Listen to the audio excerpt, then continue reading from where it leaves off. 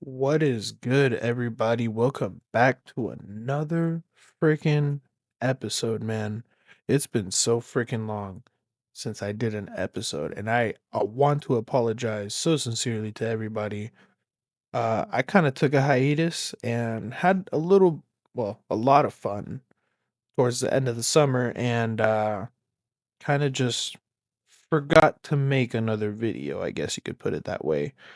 Uh, Anywho, I've been live streaming and kind of testing it out, trying to see how it works and seeing if I like it or not. And you know, I think I've kind of got a hang of it. But let's go ahead and get into today's races, man. These were some crazy freaking races, dude.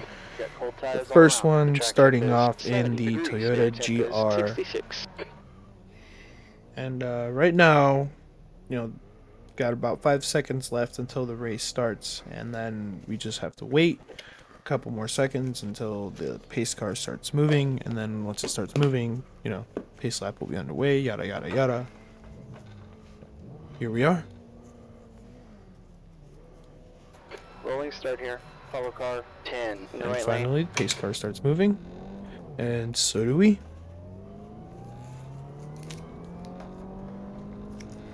I actually had a lot of fun now that I'm Pace thinking speed about is it 59 with miles per this hour. layout for the GR Cup.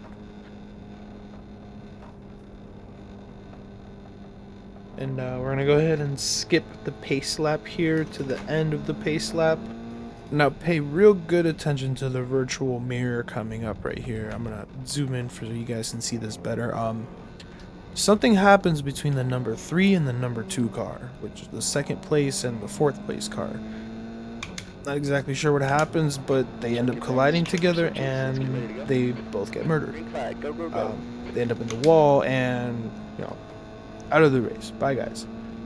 But it's advantageous for us because we started in second place right before the 7 car, you know, took over.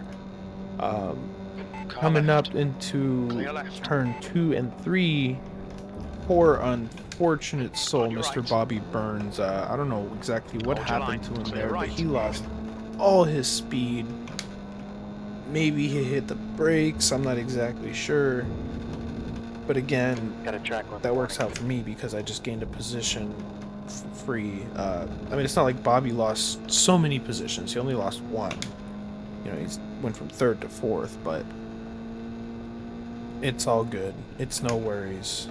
I'm not too particularly worried about the guys behind me because I'm more focused about what's going on in front of me during the race, and that is much less distracting. But we're gonna go ahead and skip from the first lap to the end of the second lap, leading into the beginning of the third lap. And by this point, I now have a 2.2-second lead on Bobby, and Ray is just under 1 second ahead of me. But we're gonna change that up a little bit. As I am faster than Bobby coming into turn 1, and especially faster into turn 2 and 3, I ended up catching up to Bobby pretty quick. Or, sorry, not Bobby, Ray. Excuse me. And give him a little bit of a bump right here. Why are you parking it on the apex for? And obviously I was not very pleased with that, with him kind of parking it on the apex there. I know he could carry more speed, and he knows he could carry more speed because he had been doing it the last 2 laps. So, but we have plenty more racing to do. And we're going down the straight here. Very, very long straight, especially in the Toyota GRs.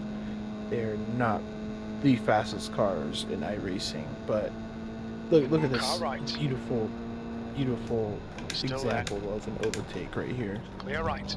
Gone. No off track, nothing. Just pure masterclass on how to absolutely demolish someone into the coming corner.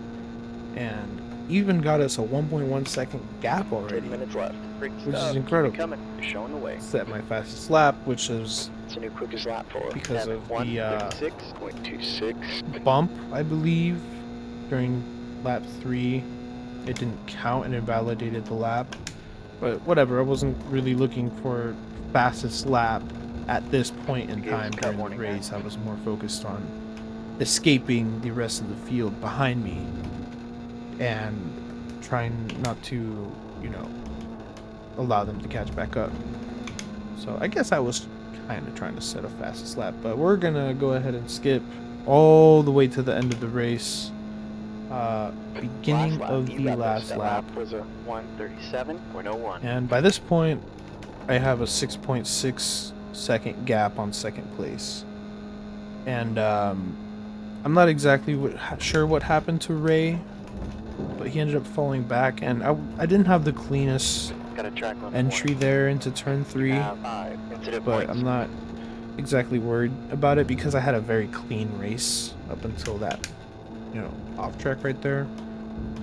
And funny enough, I only had 2 off tracks. My other 2 incident points actually came from, if I remember it right, a netcode incident where we kind of had a little bit of a bump, and it gave us both a 2x. Which isn't a big deal. It's not the end of the world. It's 2x. I'd rather have a 2x than a 4x, and honestly, you know, whatever. But I ended up getting a 3rd incident point back there at the start of turn 3, which wasn't a big deal, honestly. I have 5 incident points, and this is the very last lap of the race. But probably gained 4 out of the 5 in the first 4 or 5 laps. So like first half of the race, and then after that I was driving clean the whole time. But I mean, whatever. Here we are, very end of the race. Get first place, baby. Big winner. You know what I mean? That's it. Anywho, we're gonna go ahead and skip on to the next race, and this is the GT4 one that is on the cover photo of today's race. And this one, man, was very interesting to say the least. I'd say that at least half the field got a 4x on the first lap, and you'll see exactly what I mean. Um, it was pretty fun in the moment, honestly. I'm not gonna lie. My crash was my fault, and not of any wrong inputs that I did. It's just because I had cold tires and I was on the curb. You know, we'll see all that in just a second. But here we are, moving through the pace lap. Don't do my little swervies, warming up my tires. You know. Also, I managed to make a drone cam. Yes.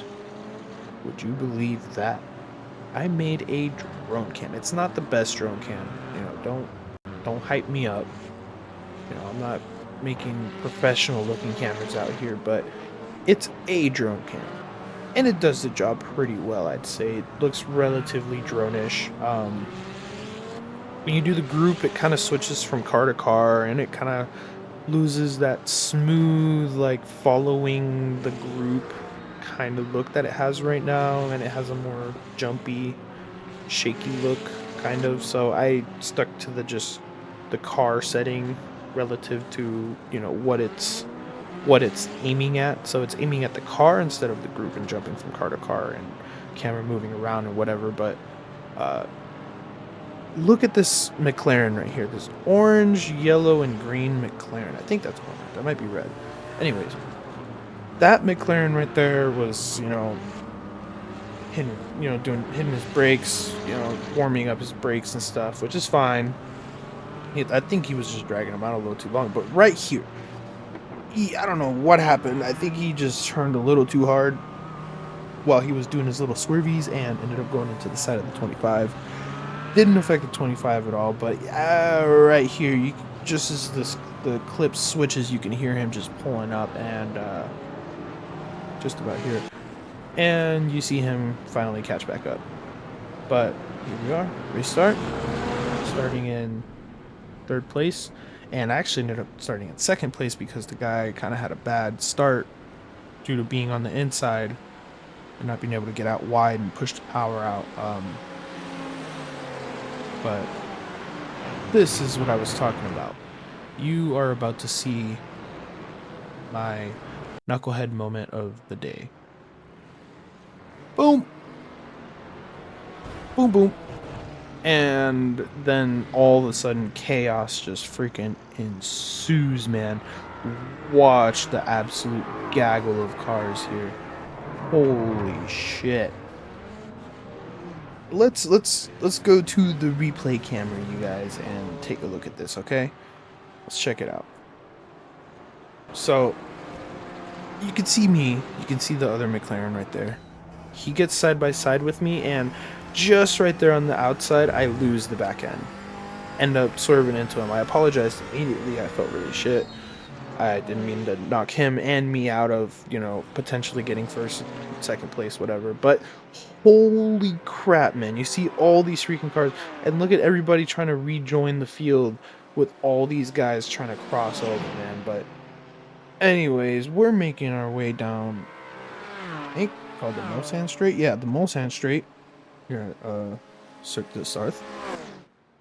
And this, man, as you already saw, there was one BMW in the wall, and I don't know how you make it into the wall when you're driving by yourself in the street, but I know how you miss your braking zone and end up diving it deep into the wall and having to take the runoff and getting, a good 5 seconds of slowdown penalty time, which you can see right there. That BMW kind of just overtakes me, but I slowly, progressively gave that 5 seconds back because I am not an idiot, and I know that I have 30 seconds to return that time. So if I can do it slowly, that works out just right for me. So by the point that I was starting to make it down the straight, I think I had maybe a second and a half left. So I think I was clear by this point. But look at this absolute mess, man.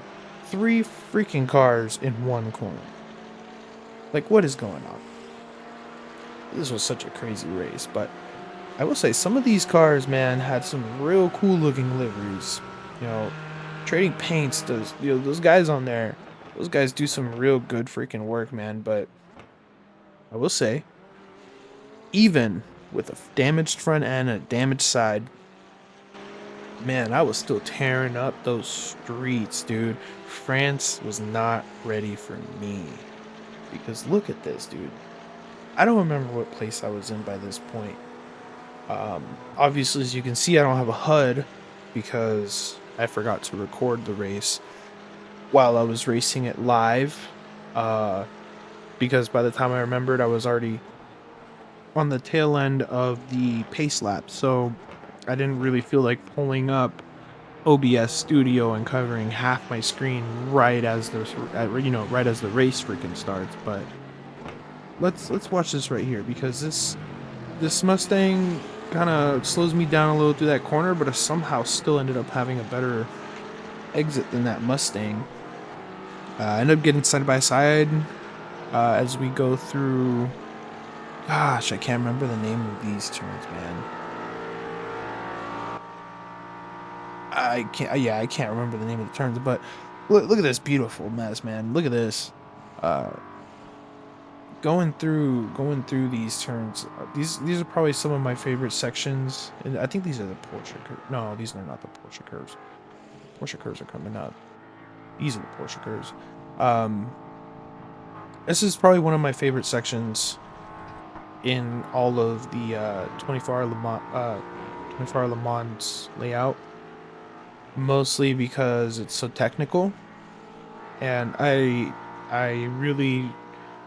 always try to work on my technique as much as possible, so doing sections like this in racetracks really helps a lot, in the sense that it helps me produce better results by failing and learning from those failures, and then typical stuff, going in and not doing the same thing that caused you to fail as the time before. It's typical learning process, but it takes a while for everybody.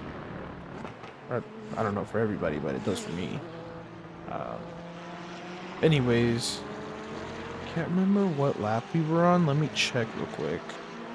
While I check, let's give a big shout out to the sponsor of today's video, My Wallet. Man, I want to thank every single one of you guys for watching my video, but not all of you guys are subscribed according to what YouTube's analytics say. So I'd appreciate it if you guys gave me a like, subscribe, and hit the notification. Now let's get back to the video. Alright, now obviously as you guys can tell, that was the first lap. I was in, shoot, I don't remember what place I was in when the video edited there, but this is the second to last lap, and at this point I was kind of just chasing down first place. Didn't really have any chance at all.